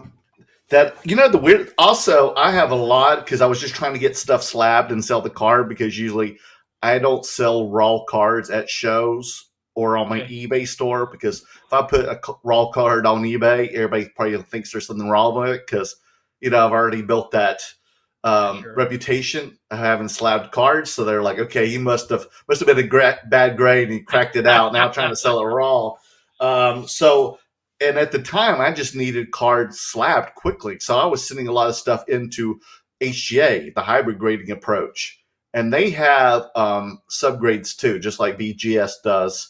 But they're new and they don't have that reputation either. They started off kind of strong, and then people started getting kind of annoyed with them, thought they were a little gimmicky. So they kind of lost their appeal a few months later of last year.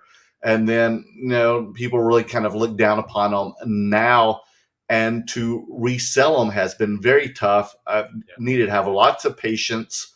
But at the Dallas show, I brought a bunch with me because I did have a lot of non-sports. And believe it, I'll show you here that a lot of the Marvel cards look really good in HGA, and I had them customize the label. If you know about HGA, do you know much about HGA? I actually do. I actually early on was going to sub with HGA as well. Mm-hmm. Back in when PSA shut down, I was looking at a different companies because I still have cards at PSA, and I still have cards at BGS. Okay. And the cards that I did receive back, I sent a sub of 30. You can see on my channel, I sent 30 cards to SGC. And out of those, I got 22 back that were 9.5s and higher. Oh wow! And 12 of them were pristine, were 10. Oh wow! So, were Gen 10. So I was all about gonna send to HGA, but then I saw the downturn. Right when the downturn happened, they were like saying, "Look at this slab," and they just went like this and cracked it. Like, yeah, right. I know.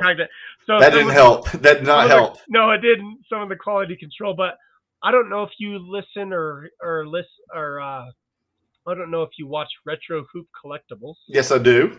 Okay, cool. He's out of Texas. Yes. Omar. Yes. So Omar, he actually had some of those HGA slabs and all that stuff, and just recently I've been pretty impressed with something. I don't know if you know this. What's that? But HGA and the horizontal slab. Because yeah, I know. I haven't seen them yet. I haven't gotten any, but I have a lot of orders still there. So a lot of Marvel cards are actually like this one here. A lot of Marvel cards are horizontal like this. Mm-hmm. And getting a horizontal card and then flipping it like this and grading it like that, where the grade's up here, right, doesn't really make sense. So you'd want it to go this way and grade this way, where it's on the top there. And HGA is the only one so far that has a horizontal slab. And Omar did a video on it, and he showed one. He's actually got one back. I think he had one. Oh, I missed that one then, because I know he's been talking about it. Oh my goodness. Yeah. So, the thing was, so when I was in Dallas, that again, people here in LA are sharks, and they're a little snooty and stuck up to, they stick their nose up to HGA. And I could have a great card and have it half price. And just because it's HGA slab, no one wants to even give you the time of day for it. And that's sad, because if it's a great grade of a card, then why shouldn't you should get it. Sometimes I just want to test people. If I had some money, just put like a Jordan rookie in an HGA and put it, like the quarter of the comp cost, just to see if people, see how they respond to it, if they even paid attention. Because out here in LA, I don't think they would. They would just go, "Oh, what's an HG case? I don't even care what's in it. I don't even want to look at it." But when I was in Dallas, my point is, I was in Dallas on preview night, which is mostly dealers. This was Thursday night, and then also Friday day. that I had like 2 or 3 dealers who came and bought a handful of HGA cards from me because they're doing the same thing that, the great curator does, or people who crack cards from, like, say, BGS because of the subgrades. And they were telling me they've been doing this experiment where they have been cracking the HGA cards that have high, either all 9.5s or a bunch of 10s, where they can get a PSA 10 from. And they say in almost every card they're getting back is either the same grade as the HGA or better. Mm-hmm. And they've been like 100% on point with it. Wow. Yeah, so I mean, I've heard the HGA is a little harder and all that stuff. Yeah, that's probably a lot of reasons people are still grading with PSA. And you're only probably gonna have to pay like a quarter of the price of that card because you're still. So if you're thinking about it, like, it doesn't matter. Think about you're buying the card. That card, regardless of whatever slab it's in, if it's a gem mint, it's probably going to be a gem mint at the other grading company. Agree or disagree? No, agree full-heartedly. You always buy the card, not the slab. Yeah, but people aren't, though. That's true. That's true. No, I know, and that's something when I said earlier, right? When I was talking about PSA being the king, right? I can't fathom that myself, even though I'm new to it and all that stuff. I just can't fathom there's 3 companies out there that does the same exact thing, and one company has a higher tier grade, like SGC, for instance. I've heard that just the what do you call it? Not specifications, but in their grading, they have different levels of it in grading, and there's less leniency than what PSA has.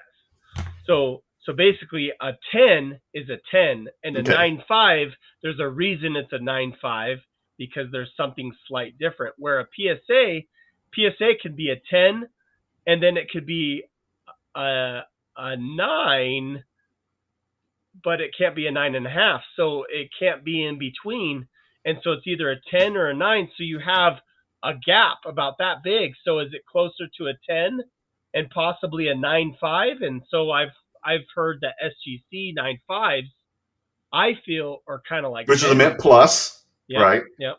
Then that's a risk. I don't know if have you tried that or not. Have you ever tried cracking cards? No, I haven't even tried it, believe it or not. It's because I'm so new to the grading aspect.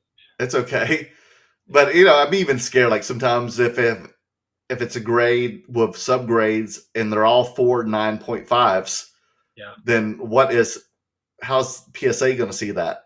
Yeah. That would really suck. If you got 4 9.5s and you get PSA and it comes back at 9, wouldn't that really suck? That would really suck. I mean, yes. So my experience, and that's kind of why I started into trying to grade with some of the people, is so I sent in a bunch of cards to PSA. I still have about 50 cards at PSA. Oh, wow. And I only expressed one of them. And it was my 1990 Wolverine hologram card. And so I expressed it. It was perfect centering, and I got a 9. So I was like thinking in my just in my head, I'm like, okay, is this a surface issue? Is that why I got a 9? I mean, I thought they were lenient on some, so it was a perfect centering, so surface didn't have to be perfect, right? And I'm just like thinking, I don't know, but it's a 9. But I've seen other 9s out there that don't even look close to my 9. I can imagine. But I took before and after photos, and there's a corner on the back that has a little ding, so I can't crack it and resub it. And on the actual picture that I sent, I can't see the ding, and I don't remember a ding on the corner, so it could have been damaged. I'm not sure from PSA, but that's all. I won't get into that. But I just was thinking in my mind, PSA is not the only company. And so that's when I was, researching, and I found I found a Retro Hoop Collectibles channel, and he's talking about SGC, and I got pretty pumped.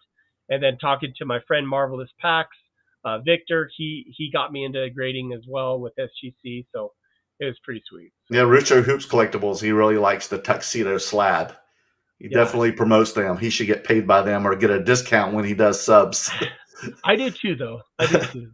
Modern Climbing Cards, he just posted here just recently. There are 213 Fleer retro boxes on eBay asking $300,000 and $80,000 respectively. That's a wide range in price there. Yeah.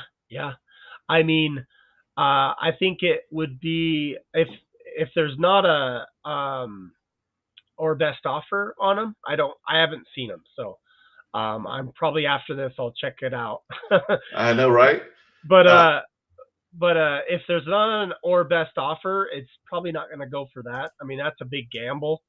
You could just get like a plain card. You know, like you could get someone that isn't even, you know, a good card, like Mr. Well, I mean, he's not a great card, but Mr. Fantastic could be the card that you get, or the Human Torch from the 2013 sets. And just respectively, they haven't really sold for, you know, premiums or anything like that. But you could also get a Wolverine or a Spider-Man, and you could possibly make up your money if you got a Spider-Man, but Wolverine, you may or may not get your money back right now. So it's just like the people buying that box is either gonna crack it because they got a lot of subs and all that stuff, and they want to, you know, have big revenue or something. But I don't know how much that box will sell for. It will sell, just a matter of what the seller's gonna take for it, right? Definitely. And then if you pull in those Fantastic Four characters, you're hoping that they'll be introduced into the MCU very soon. Yeah, you better hold on to that for years to come. Hopefully they'll have access. Josh, I was going to show you these 3 HGA Marvel cards I got recently. Would you want to see these real quick? There's 3 of them. Yeah. I just want to show, but is this part of your PC, or is this just cards? A little of both. PC, okay. But if someone wants to buy it, everything has a price. Okay. I like showing it. This has really good subgrades. So this could, if you wanted to, Battle Spectre Gems. Yeah, Battle Spectre Gems. Yeah, do you have any of these? I don't. No. These are cool, and I really like the custom label that they did. So I really don't want to, crack that and send it to PSA. But is that from 2020? It is, right? Okay. No, it's 2018. Okay, 2018. Okay, yes. Cool. I think 2016 is the first set of these, right? Yeah. 2016, 2018, and then 2020. And then this is the regular base, and it's still thick, of Spider-Man. Yeah. And I got a 9.5 on that, which is pretty cool because, getting a good grade on those thick cards is pretty tough. Yeah. And let me see. And again, this is like 2 9 grades and a 10 and a 9.5. Okay. So this could come back at PSA 10. You're taking the risk, but there you go. Imagine how much that would be worth if that got a PSA 10. And then I sent in a sketch card, and I don't know if I had told you or not. I sent a bunch of sketch cards in to SGC, all different sets, and they all came. They would not grade them. They only would give me the scarlet letter A, grade, authentic, yeah, and slabbed it. But they would not grade sketch cards. Did you know that? I mean, I remember you posting and asking about that on the group, and I'm just like, it doesn't shock me just because the fact that it's a 1-of-1. Right. And so they probably look at it as like, well, there's nothing to compare it to. There's nothing to really, it's a 1-of-1. And so, okay, let's just put authentic on it then. I mean, it doesn't shock me, but I have seen BGS slabs, and they were like older BGS slabs that were graded. And one of my buddies actually in for certain had one graded, and it was a Spider-Man sketch card. And it actually sold for like $3,000 on Golden Auctions. For how much? It was like $3,000 on Golden Auctions. What was it? It was a Spider-Man. What Spider-Man? Okay. Yeah, and it was a known artist. That's probably why it sold for that much. My gosh. But yeah, so I don't know what grading companies will look at sketch cards of. Well, that's what I'm A going to show lot, you. This one um, was from HGA. This is Mystique, yeah, and they gave me a 9.5 on it. cool. And I like that custom layout, but I love all the colors of that. I was really so I saw this card. I thought it was so cool, so I wanted to buy it. Oh, okay, It yeah, was very colorful. no, for sure. So go No, but figure. I have no clue, man. to me, I probably wouldn't from now on grade sketch cards. Um, it's good to get them slabbed because then they're forever. Right. But a mag case can do the same. And just not take it out of the plastic and all that stuff. But a lot of us Marvel card collectors, when we have these sketch cards, we don't really send sketch cards in because they're one of ones. And Yeah. that's maybe what some of the companies are thinking is like they can't really compare it to something, and so that's what happens. So I'm going to ask you some final questions here. Where do you see the Marvel cards at the end of 2022? Thumbs up. So still a good investment. And so if people who can out watching the show, the few people that are watching this, so let's give them a little insider trading advice here, a little speculation. If since now that PMGs may be out of the market range for a lot of people watching, whoever watched this video, what do you speculate will be the next PMGs for 2022?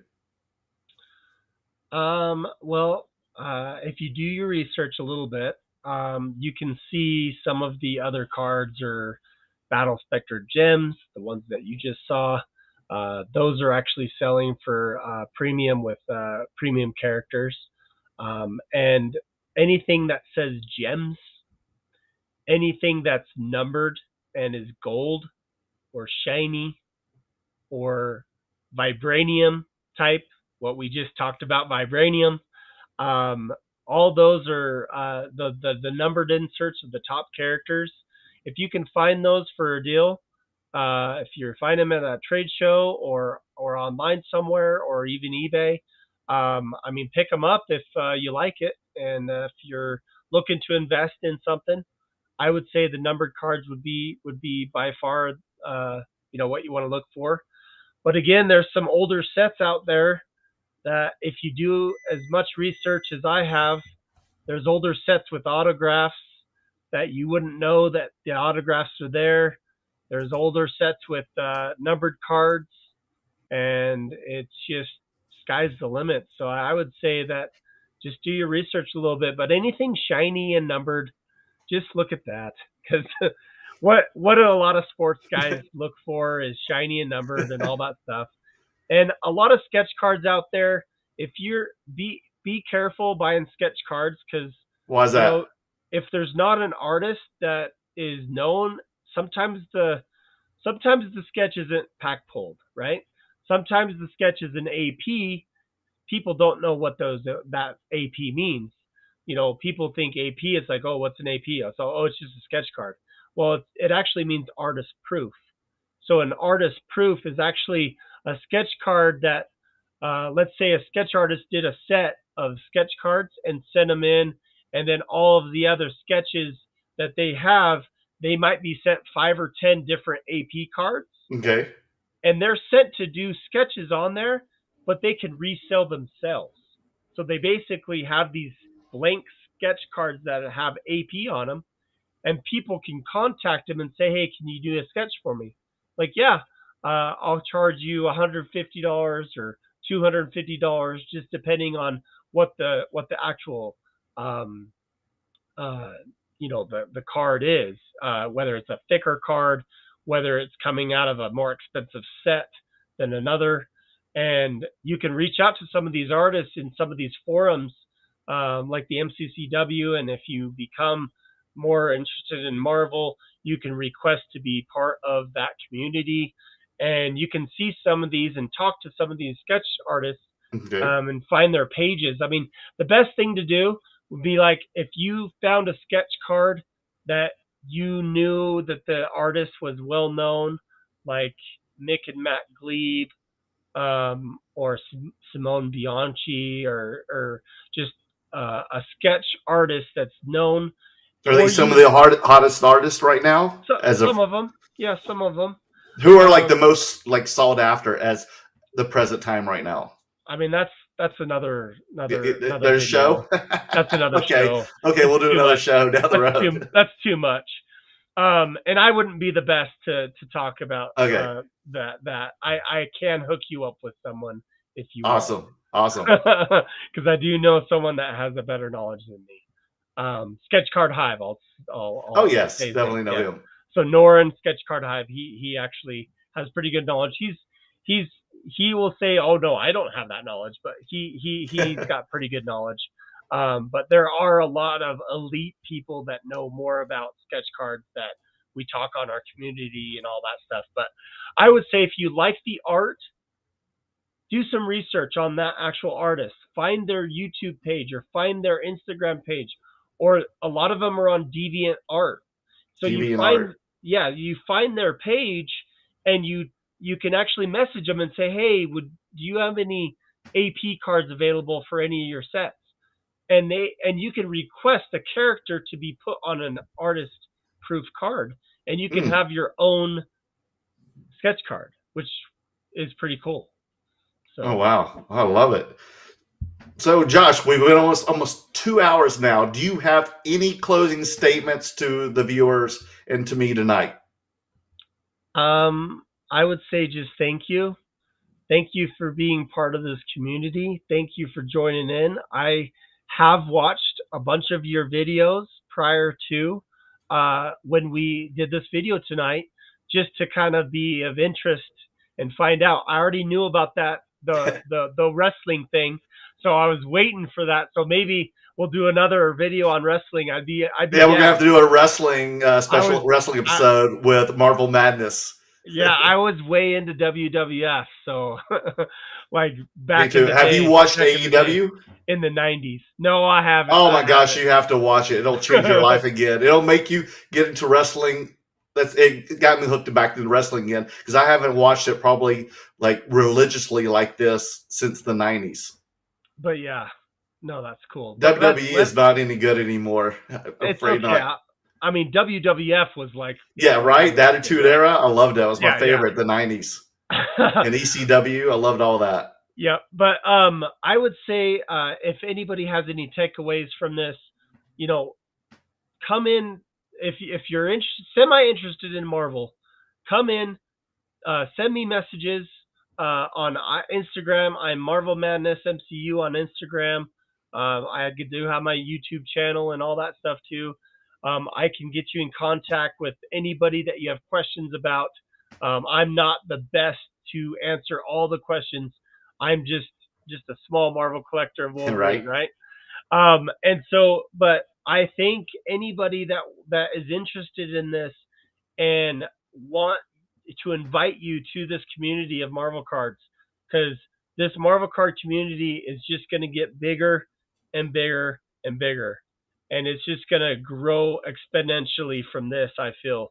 Spidey Jew 09 said it tonight on the live with Neo perfectly, and he said, with what the 90s, all the 90s collectors came back this last year. All the 90s collectors like myself came back and are full throttle with this Marvel stuff, and it's only gonna get, if you had any interest in Marvel when you were a kid, this is only gonna peak it if you're any into sports card collecting or collectibles in general. This is a big thing to get into. There's still a lot of cards to be had out there, not just the PMGs. And so this would be an awesome thing. And there's new product being released this year. There's probably about 5 or 6 different sets. Oh, wow. Speaking of a set that's going to be coming out, Spider-Man Metal will probably come out in April. Oh, soon. Yeah, March, April is what they're saying. First quarter, either the first quarter or first part of the second quarter is what they're saying. And Spider-Man Metal will have PMGs and all that stuff. So, and this year there's still going to be other releases. And so if you have any questions about when or how to get Marvel cards, just reach out to me. I'll direct you to where to go, and I'll probably be in contact with Merlin and go from there, and probably do more content because Marvel's where it's at, baby. I hear you. Yeah, so check out Joshua at Marvel Madness MC. You can find him on Instagram. Watch his channel on YouTube, and it's also Marvel Madness MCU as well, correct? Just watch his new video he just posted tonight where he opens up packs of vibranium and see what he pulled, see what his hits were for tonight. And I will be, like you can see on my ticker below, I will be at the TriStar Houston Sports Collectors Show this weekend. I'll be there Friday through Sunday. And come see me if you are in Houston. And that Dan, the great curator, and I will be doing a live stream between two slabs, I think, on Saturday night. So, hit the like button. Subscribe to me. Please subscribe to me and hit that bell, smash that bell icon so you know when that video comes up live at Houston this Saturday. So, folks, Joshua, thank you so much for being on my show tonight. It was an honor and a pleasure. I did learn a lot about Marvel, so it was a total treat. Thank you so much, and I can't wait to have you back on my show again. Maybe we'll even have you on Between Two Slabs, okay? If you would like to. Love it. Sounds Thank great. you so much, folks. Y'all have a wonderful evening. Bye-bye, everyone. See you guys.